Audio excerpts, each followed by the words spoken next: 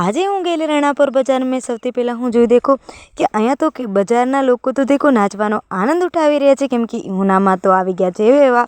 તો એ બધાને હું જોતી ગઈને સામે મેં પણ જોયું કે હા અહીંયા તો દુલ્હન યાની કે લાડી જાય રહી છે રથડામાં બેહીને. તો એને પણ આપણે લીધી, બધી કામ છોડીને હું વહી આવી બજારમાં, કેમ કે આપણે તો લેવાનું છે ફ્રેશ મસ્ત મજાનું બકાલું. તો સૌથી પહેલાં તો મેં યાની કે કાંદા ડુંગળી લઈ લીધી.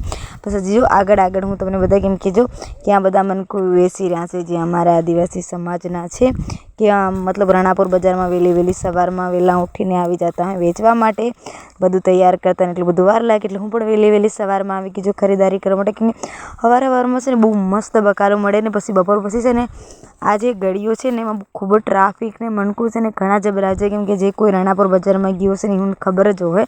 એ પણ એવી આડે દીએ તો હંમેશા ઓછી ભીડ હોય, પણ હા બાકી હાટને દીએ છે ને અમારે રાણાપુર બજારમાં ખૂબ જ ભીડ થઈ જાય છે.